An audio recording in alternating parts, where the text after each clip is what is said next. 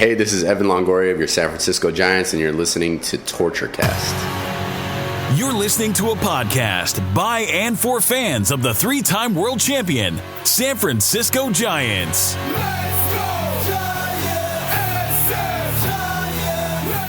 With hosts Chad King and Eric Nathanson. This is TortureCast.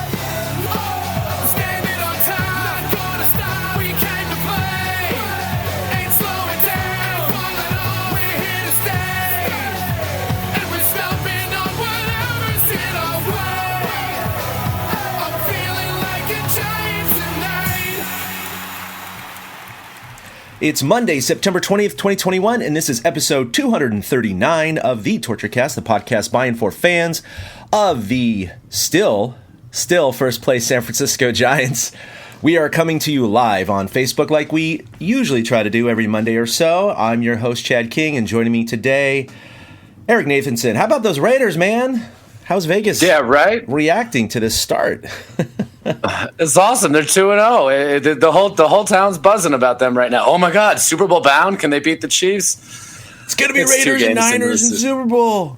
Yeah, right. We're 2 games in the season. We'll see how it goes. Yeah. So I'm just happy we still have Giants baseball to watch. 12 games, man. Yep. The beginning of the season, there's no way we thought that we'd be still talking about the Giants being relevant with 12 games left, but of course it's much more than just relevance that the Giants are in right now. They are still in first place, still have the best record in all of the majors, but let's go ahead and break down the week that was. The Giants went 4-3 this week, so, not a spectacular week, but anytime you can be above 100 in a week is fine with me. The problem is the team that keeps chasing them, and they had a better week. So they shaved a game and a half off the lead, and so it's down to a measly 1 game. But the Giants stand at 97-53. Think about that, Eric. We talked about this last week, but Bruce Bochy never won more than 94. And here, Gabe Kapler is at 97 with 12 to play. I mean, if they go 6-6, he ties Dusty Baker's 103.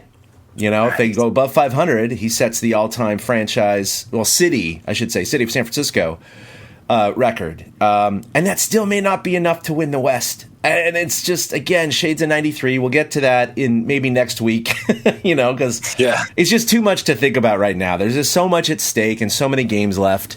12 is a lot when you have a 1-game separation. So, who knows what's going to happen. But they split with San Diego. That was unfortunate, only in the sense that they had won the first 2 of the series. And, of course, they had won 9 in a row at that point. But the Giants hadn't won 9 in a row since 2004, so you can't keep expecting a team to win, 15 in a row. Why didn't they win 15 in a row? They suck.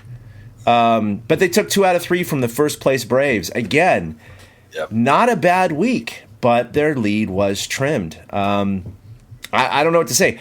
I thought this was interesting. Yesterday on my drive after the game, I was listening to Bill Lasky on the postgame show, and his crew brought up a stat that astounded me.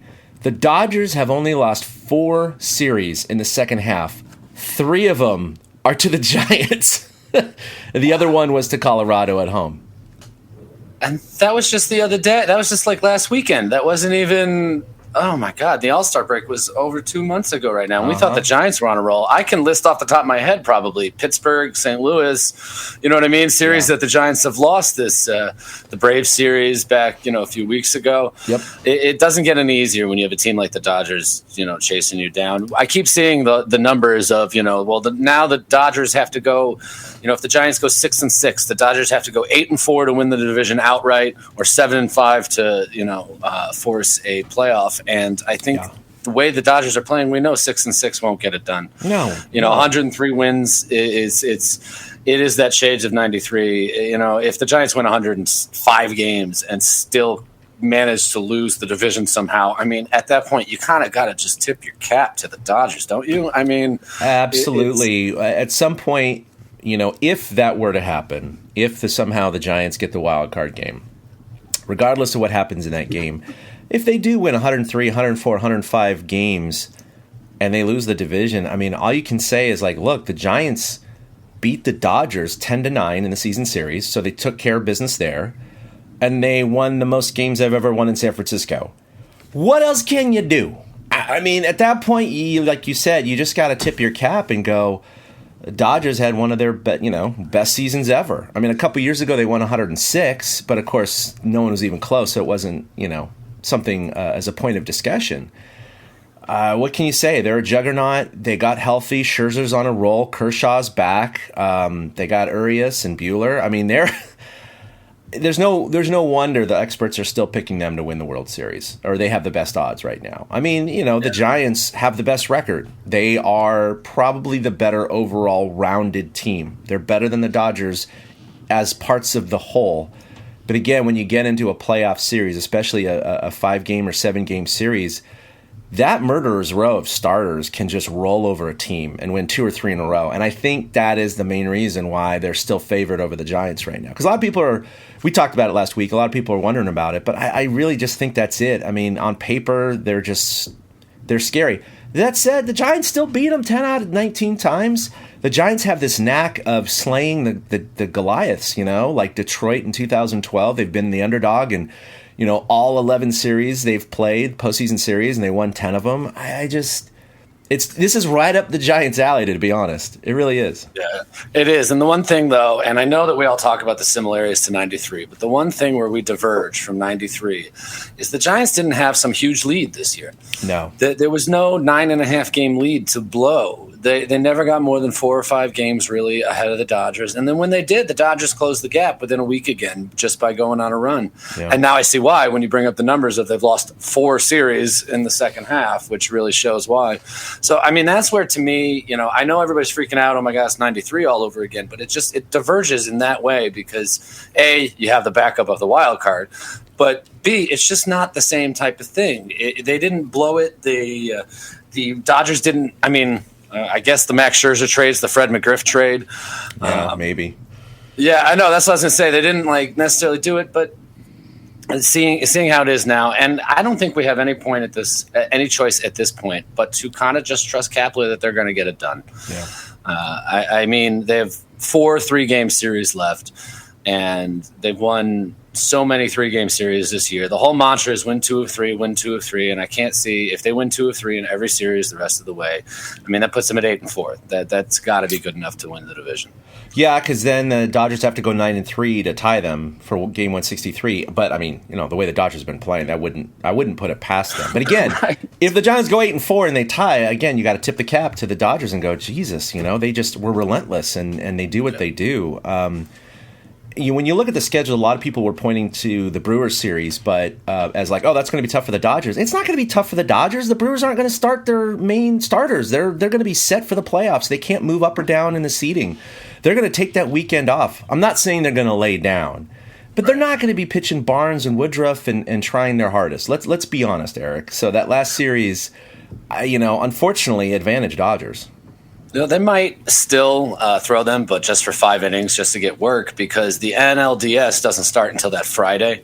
Yeah, that's so true. It being a Friday, Saturday, Sunday series, I can totally see them wanting to get work on Friday and Saturday with the guys that are going to start the next Friday and Saturday. But that's you're all right. They probably won't take it it all off, but yeah, they're not going to go deep or treat it like it's a must win because they're going to be sitting there pretty able to set up their rotation. And I was going to say, the Giants, they have 6 of 12 games against the Padres, and the Padres, I'm going to roll right into it here because the Padres, they're totally fading. I mean, for a team that was there in the wild card race all season long, they have fallen to 3.5 games back in the wild card. And the Cardinals have won 8 in a row and now have a 3-game lead over the Reds for the second wild card. And it's just stunning that now the Giants have to face a team that is fighting for their playoff lives instead of a team everybody thought might be coasting into that wild card game. So it doesn't make it any easier with these 6 games. And I think the 4 games from last week kind of showed that. Having a series where they won the first 2, and then the Padres showed some resilience. They really did. And they came back. They had great at-bats all series. So, it's not going to be easy for the Giants to take these games from the Padres. They are in it's pennant race baseball. That's the one advantage the Dodgers have is they don't have to fight any teams that are in a pennant race. Everybody who they're playing is pretty much set in where they're going to be.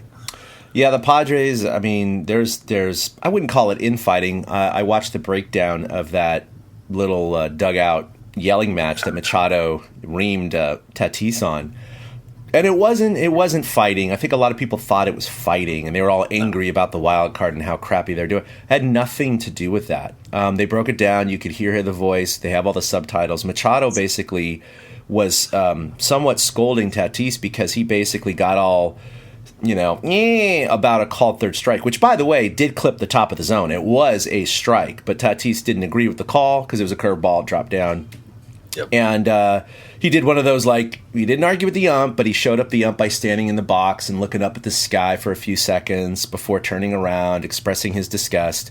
And basically, Machado yelled at him and was like, "It's not about you. We all saw it. We all know what happened, but it's not about you. It's a team.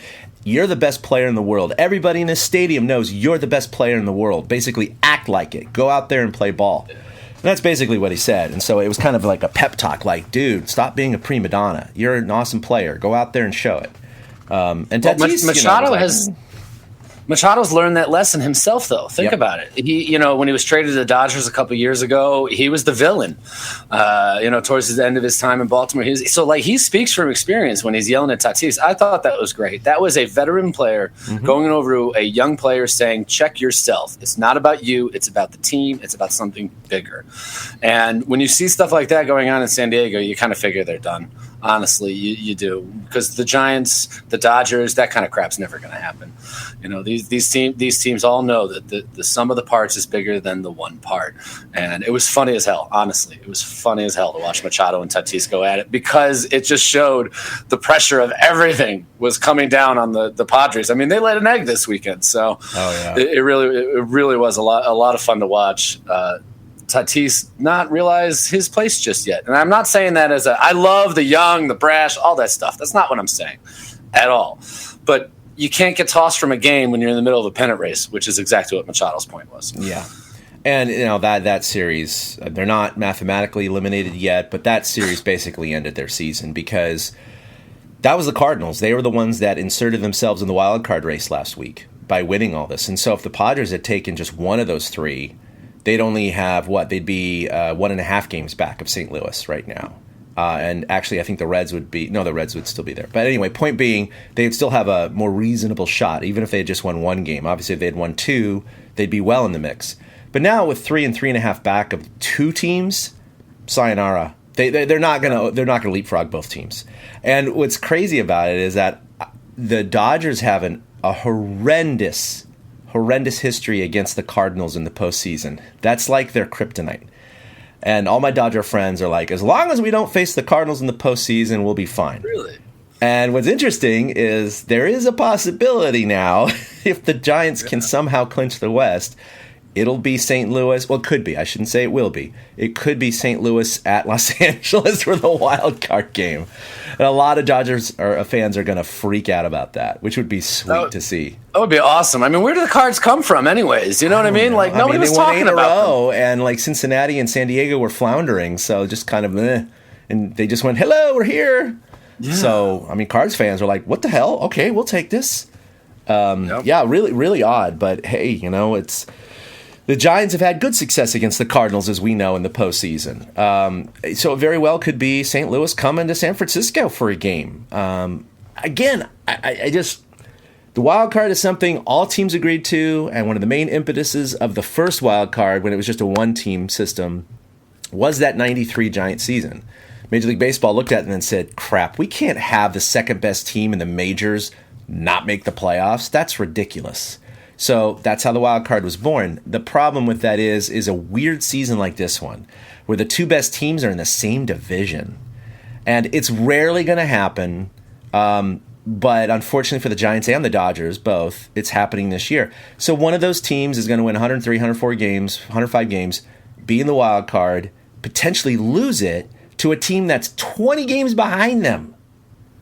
And that's it. The season's over, baby. And that's what they all signed up for. That's the rules, and that's the breaks. So it is what it is. I mean, it's we never thought it would affect us as Giants fans. I think that's why we focus on it, just all of it so much. Yeah, a little hypersensitive. We just didn't think we'd be here. Yeah. All right, well let's go ahead and look at the quickly review these games here. We got a little bit of a hard stop today. So game 1 against San Diego back on Monday, they won that one 9-1, and they had this during this 9-game winning streak. They had quite a few games where it was very anti-torturous. They actually had quite a few games because they had scored 6 runs or more in 10 consecutive games through the streak plus a loss.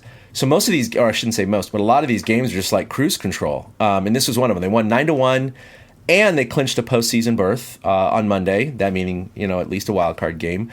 It was a bullpen game, ironically enough, against Yu Darvish. But Yu Darvish has just been having a bad second half. He allowed a 5-run first, 8 earned runs overall. The Giants hit 4 home runs. And the bullpen started with Leon, then it went to Garcia, Littell, Alvarez, Doval, and then Castro. It was just a sweet game all around. Yeah, it was what you want out of a clinching game. You want it to be a party. And who expected them to actually have a party? I thought they'd just chill. I did not. So I'm going to skip the Longo home run, but here is, this isn't champagne on the field quite yet, but this is the moment that the Giants did clinch their first postseason berth in 5 years. Got him. And that's the ball game. And for the Giants, they are Well, there you go. Technical difficulties. The video just froze on me. But headed y'all, to postseason there it goes. for the first time since 2016. Well, there you go. Having Well, I mean, difficulties there. the funny thing about that whole clinching is it was all over after the first inning. You mentioned the 5-run first inning off of Darvish. They just absolutely demolished him, and it's the earliest the Giants have clinched. And I was a little surprised that the champagne came out. I really was. I mean, were you surprised that they partied a little bit? And then did it make you worry for the next day? Because I know it did for me. But, I mean, I was surprised that they were popping bottles. But I also enjoyed watching all of it. Yeah, I think the reason it's an interesting conundrum. I think I think of it this way. Because I was a little concerned about that, too, because they did show the champagne. I saw Johnny Cueto's live Instagram. I don't know if you saw that. But I get notifications when he goes live. So I was like, ooh, Cueto's live. And they just clinched. So I flipped it on.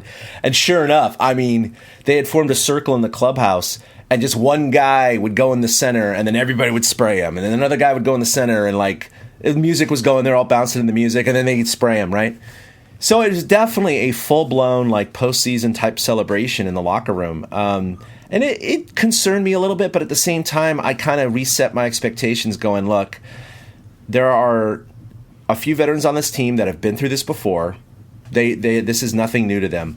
I think with the young guys, this hypothetically could be the only chance to celebrate when you think about it. And I think that's why they let it happen. Because if it was reversed, if the standings are reversed and the Giants were, let's say, the Cardinals fighting for a wild card, and they clinched like this on the second to the last day of the season, they absolutely would party like this. And everybody would be like, oh, they totally deserve it. They got the wild card. But on the flip side, it's like, why are they celebrating? They got 16 games left and they need to go for the West.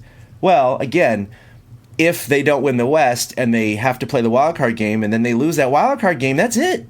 They're done. That's could be their only chance to celebrate. So I think the veterans and the staff kind of allowed it to happen, but probably also said, hey, young ones, get your little jollies off for here, half an hour, but this is, we got way more to go, but you can have a taste. Here's a taste. It's funny that I didn't even think of the concept of this might be their only celebration. Honestly, I didn't even think of that. Yeah. I'm pretty sure the Dodgers didn't celebrate, but the Dodgers have also won the division 8 straight years. So yeah.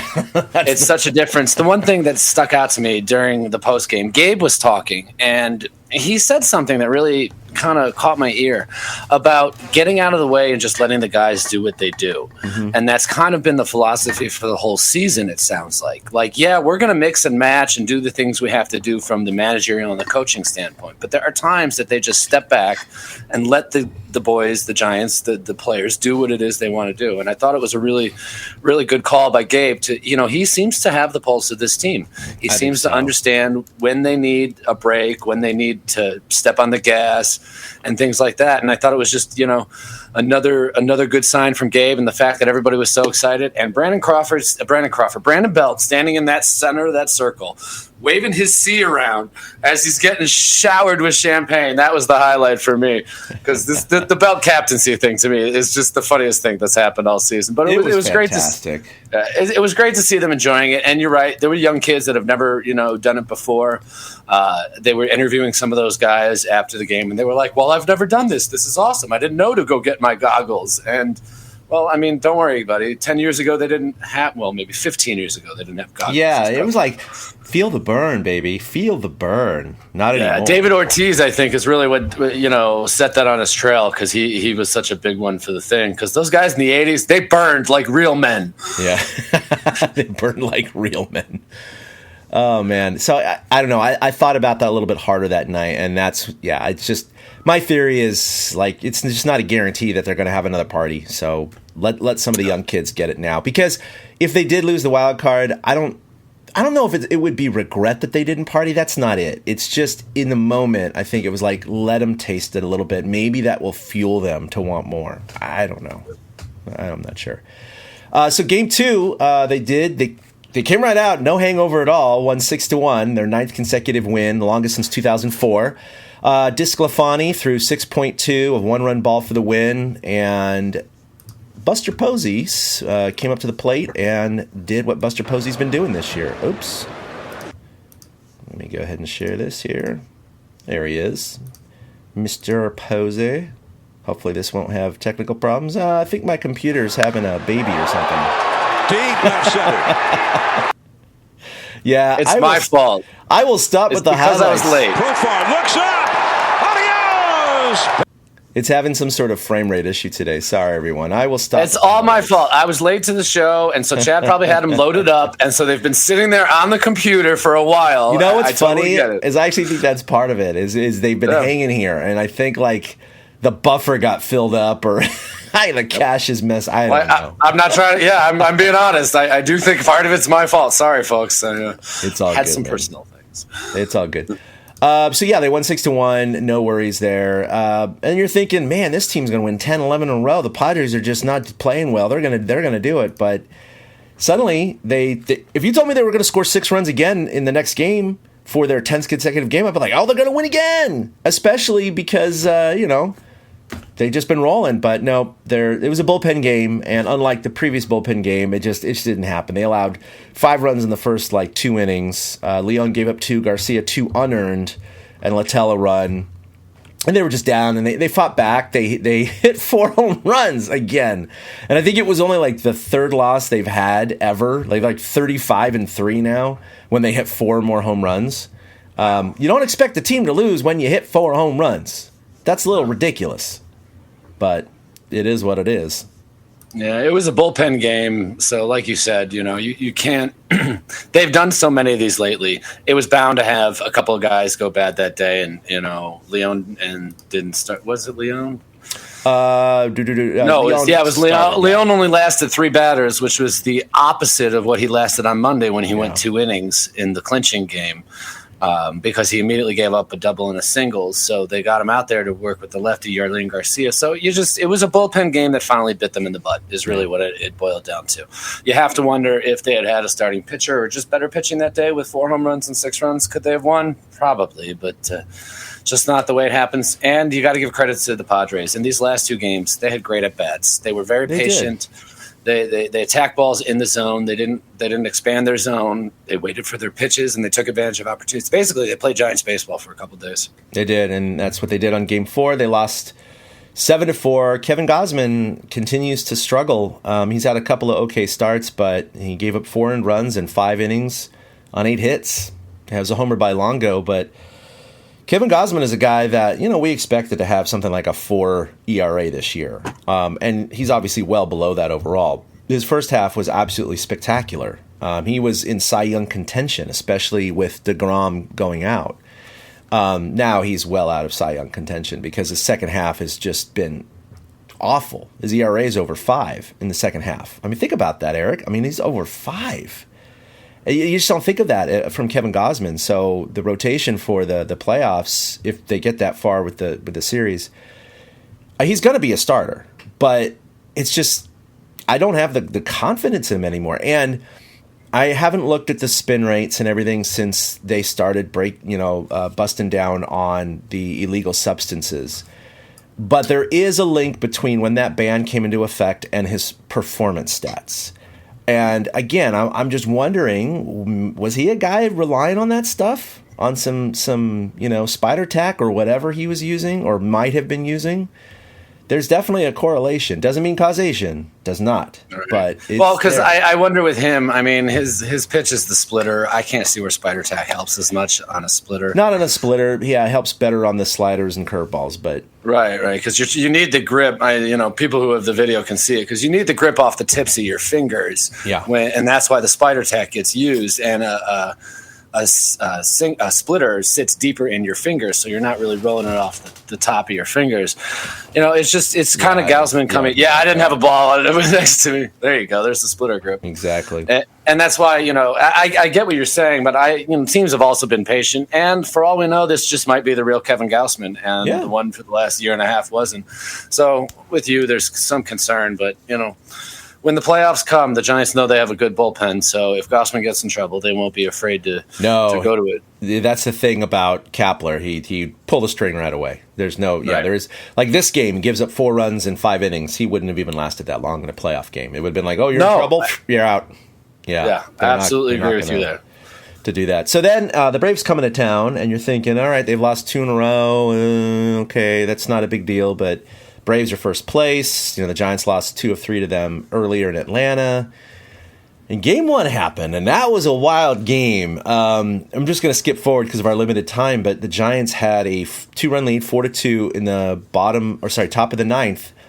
And, of course, their closer went on the IL. So we had to rely on Tyler Rogers to close the game. And he promptly allowed 2 one-out singles and then a 3-run bomb. And Rogers has not done this very often, but when he does, it goes south really quickly. Specifically against like LA when he was trying to close that game earlier in the season.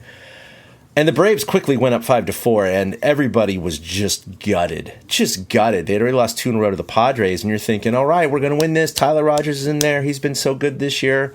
And just hit, bomb. And suddenly you're down by a run. You're just like, what the hell happened? And you're just thinking you're going to your 3rd straight loss, especially after there were 2 outs in the bottom of the 9th. I'm going to see if this works this time. I'm not going to expand the window and try one more time. But Donovan Solano, who had just come off the injured list from COVID, comes up, and he has a 2-2 count. And the improbable happened here. 2 with 2 down in the 9th. Deep to left field. Down the line. Adios, Pelota!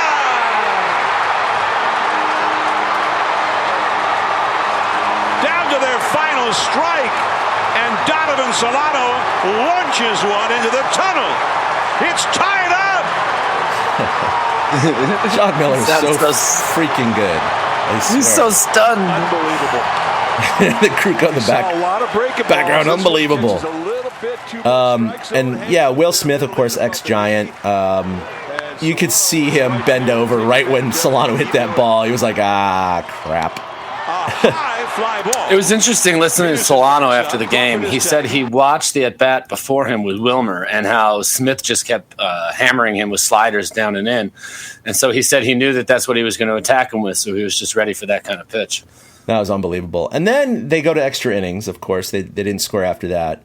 The Giants did load the bait. Well, let me back up a second. So Crawford got on to lead off the 11th with an error. Around and out, the Braves knew that the Giants' bench was depleted, and they were going to have to go to like a pitcher or someone to pinch hit, or to hit, I should say. And so they went ahead and intentionally walked 2 Giants to load the bases because that doesn't matter at that point, just as long as you don't walk or hit the next guy. And sure enough, the Giants had no one left on the bench, so they said, well, Kevin Gausman's not that bad? Question mark. And he goes up there, and what was interesting about it is that he did work a full count, and so obviously the pitcher on the mound is like, well, shit, I mean, I need to throw a strike. He's going to walk in the winning run against a pitcher. That would have been the most embarrassing thing. Well, probably the second most embarrassing thing happened to him. And here's Kevin Gausman with a full count, bases loaded, 1 out in the bottom of the 11th. A high fly ball. Peterson backs up. Crawford is tagging. And Crawford is coming. Here comes the throw. And save! Brandon Hugg. It is Kevin Gausman who wins the game. Unbelievable. Just the way we thought it would turn out. Resilient. Resilient. AF. Yeah, resilient AF, right? Well, the interesting thing about that is Kevin Gausman had never hit a fly ball to right field in his life as a major league player. Oh, this my is the first God, I did time not he know had that. ever pulled a fly ball in his entire existence. And it happened to win the game. I mean, it's also fascinating. The Giants, with nobody out, got that same kind of pop-up, a shallow pop-up, but they didn't send Crawford because there was nobody out at that time. But with 1 out, that is where you force the issue. Absolutely. And they did, and Jock's throw was a little up the line, and Gausman became the hero. And it was just so much. What a game! It was frustrating though, because Logan Webb had one of his best starts of the season. Yeah. He was absolutely filthy on Friday night. He had stuff moving. He got touched up That for 2 runs in the first. man. Yes. Guys are swinging at this thing. It's 18 inches off the plate. Like, It was unbelievable. Like all it did was make me think, oh, good. I hope Logan Webb pitches against these guys in the playoffs. To me, it was his best start, just because I thought his stuff was filthy, and then to have them blow it like they did with the Tyler Rogers. Tyler got smoked. Like, all these balls hit off Rogers were over 100 miles an hour. Even the outs in the inning. Mm-hmm. The softest ball in the entire inning was Jock Peterson's fly ball to end pop-up to end it at like 86 miles an hour. So I think coming out of that game, it was great to have the win. It was so much fun with Gausman. It was really a lot of fun. But we learned that Tyler Rogers can't work in the 9th inning anymore. Yeah. And, with Jake McGee injured, they got to go to Tony Watson or Dominic Leone or Zach Littell. I know they said Leone and Watson will also be in the mix, but Littell's out there as a possibility too if needed. So it was frustrating to see Rogers once again crap out in the 9th. He's got an over 5 ERA in the 9th, and he's under 1 in the 8th. Yep. That's the biggest thing. I hadn't heard the stat anywhere, and I just looked up the splits, and it contributed to it actually in the game that they won next, the 2-0 game, right? Alex Wood comes off of COVID, his first start. He goes 3 innings, which was planned because of his stamina is going to be low at this point. Pitched great. No runs by him in 6 innings from the bullpen, and they win 2-0 on a Kurt Casale 2-run single earlier in the game, and that was all the offense they needed.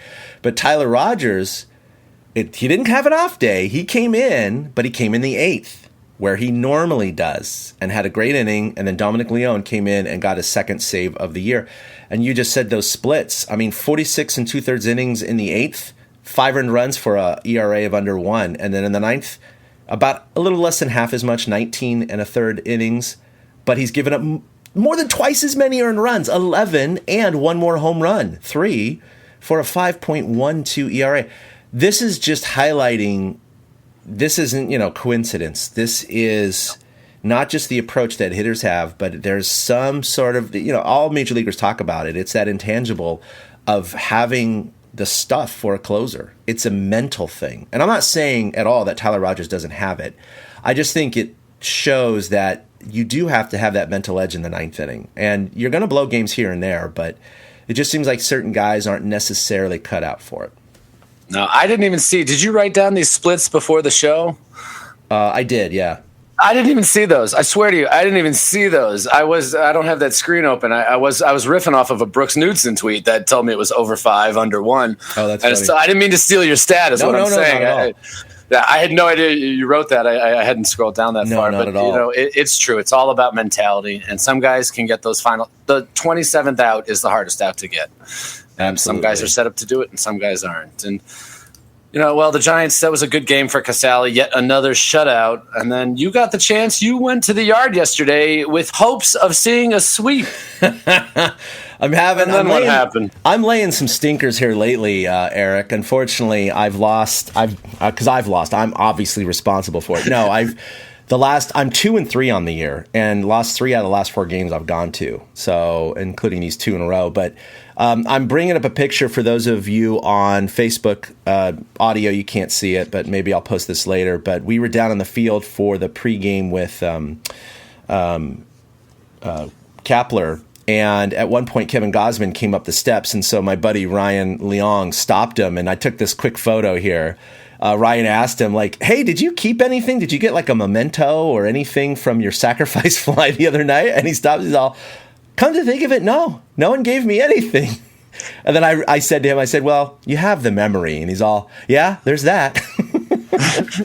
He was in a good mood. He was like smiling and everything. He was totally into it. So I think he was just as surprised as everyone else. It was really, really cool. But yeah, I was able to go to the games, kind of a last minute decision, but went up there, and I got to say the mood at the park was vibrant, and the weather was great. And Kapler comes in his shorts with all of his tattoos all over his legs, and he sits down and he's like, how you guys doing, everybody?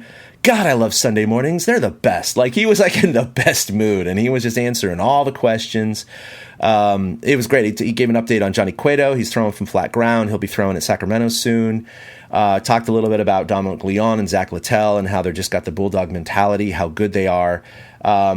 Obviously, he cannot reveal any kind of playoff rotation that he may have. There's going to be so many things that relies upon, including the last 12 games of the season. So, let alone the playoff rotation, not the playoff rotation, but the rotation for the San Diego series. He said, we're going to have to wait till maybe after the game and maybe Monday until I actually say anything about the San Diego series. So I don't know if we've heard anything about it, but that's no, not that I know of. It makes me wonder if Cueto is a possibility for late in the week, and that's why. Yeah. So here's there's Kapler with his leg tats everywhere. He was like straight up like that. So yeah, it was a wonderful day. I did meet our friend, Steven Risotto. So it was first time meeting him. That was pretty cool. We talked for a little bit. Didn't really chat too much in the press box because we were sitting on opposite sides. I was sitting, however, and Bay Area people will know this guy, the legendary Bruce McGowan, who used to work for KMBR and KCBS. He's got a very distinctive voice. I grew up listening to him all the time, and he's still on the radio as a guest, breaking down Niners or Giants. He's kind of an all-around sports guy. But he happened to be sitting right by me, and he is a talker. Oh, my God. I had no idea. Even Ryan leaned over and was like, he's a nice guy, but he talks so much. Him and I chatted each other's heads off for 7 innings. Everything from baseball to climate change, the vaccine. It was pretty cool. It's like one of those guys you've listened to your whole life, and you're like, now I'm just talking to him, just shooting the breeze about all sorts of stuff. He started talking about stories. His first game at Candlestick Park in 1973 as a young 23-year-old coming into the smoke-filled press box. They had a keg in the back where all the reporters would just go and just have beer and cigarettes all game. I mean, this is really cool, some of the tales he spun. So sadly, it was a very, very, very enjoyable day. It was just a poor result, unfortunately. It's just one of those days. But the Braves won 3-0, and Tony DeSclafani was fantastic, matching zeros with Max Fried for the entire game up until the 7th inning.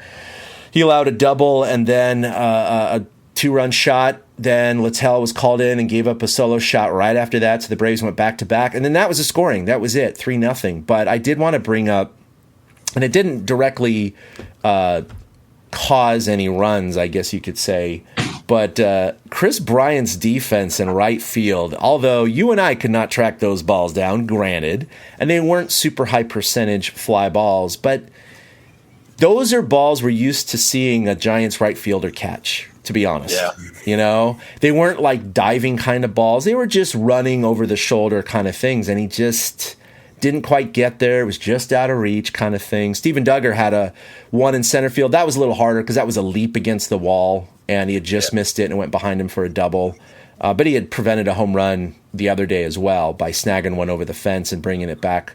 But it didn't directly contribute, but it is, he's had some errors at third too. So his defense has been a little worse than I would have assumed from this guy. Yeah, it's been suspect, and I think that it is a result of moving around so much. I think he's fallen into the routine. It's weird that we're talking about his bad outfield play because I think he's fallen in the routine of being an outfielder, and that's why he's airmailing the ball from third base sometimes. Maybe. I should say throwing wide. It's kind of the yips because it's never airmailed. It's always pulling the guy off the bag up the line. So he seems to overthrow a little bit. But I'm with you. I'm not sure Chris Bryant should be in right field in the playoffs in games at Oracle Park. There you go. On the road, I think it's a better idea. But with the way those bricks play, with the way Triples Alley plays, and the way the archways play, I don't think he. There was a couple times I don't think he should start there. There was a couple times there was one play he was running to the wall, and you could kind of see him expect to hit the wall, and he still had another 2 or 3 feet to go. And so I think it's something he would have made a catch on. So it's frustrating to watch. It's funny because KB, I don't want to say he hasn't contributed, but his name is the first time it came up all show. Yeah, that's true. It's true. I mean, he's been fine. And I do hope they sign him to a long-term deal. There's just incidents like this where it didn't cost him the game, but his right. defense was definitely exploited out there. But I did see my first ever cycle.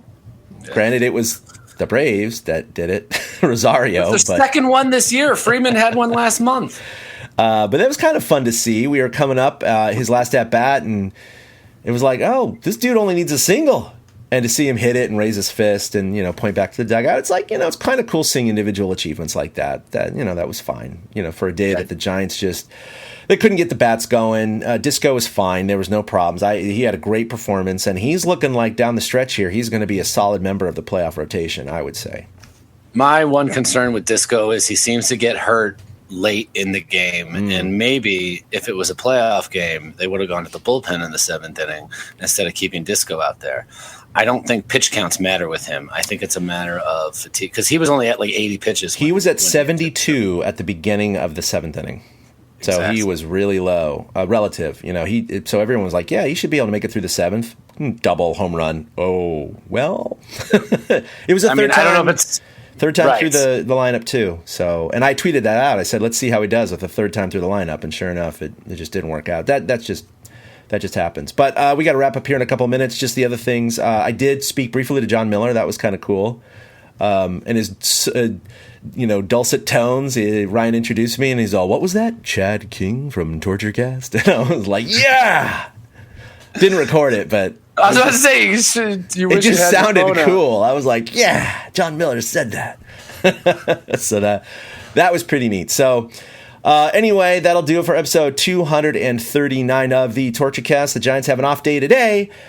They are on their way to San Diego and then Colorado after that. It's going to be interesting. Are the Padres going to lay down like they have been? The Rockies, they went into Colorado and swept them last time, the only team to do so. So we cannot expect a sweep again. There's no way we can expect it. Even winning 2 out of 3 is going to be rough. And with the Dodgers the way they're playing, they got what? They got the Rockies, the Padres, the Diamondbacks, and the Brewers. Not necessarily in that order. So this is going to be a tough gauntlet, Eric. I think the Dodgers are going to probably easily win 8 of those games. Easily. Well, you got a prediction for this week? I think the Giants go 4-2 against San Diego and Colorado. Yeah, I'm going to say 4-2. And the sad thing is the Dodgers could go 5-1 and be tied. But I mean, they're playing Arizona this week, I believe. I know. So that's not helpful. Not good. So, well, that'll do it. You can go ahead and find your podcast. Find our podcast anywhere you get your podcast, or at torchcast.com, where we post everything there. You can follow us collectively at Torchcast on Twitter, like us on Facebook. Follow us individually at ChadK21 for myself, at 2 Out Hits with the number 2 for Eric, and at Willie Dills for the missing Willie Dills Gregory. For Eric, this is Chad signing off. We'll see you next week for episode 240. Until then, have a great week. Boom. A big thank you to everybody for listening to the Torturecast, the podcast by and for fans of the San Francisco Giants. Follow us on Twitter at Torturecast. You can also like us on Facebook or check out our blog at torturecast.com. I also want to say thank you to Ashcon and Bailey for letting us use their song Feeling Like a Giant for our intro. For Ben Lee and Chad King, my name is Willie Dills saying, we'll see you next time.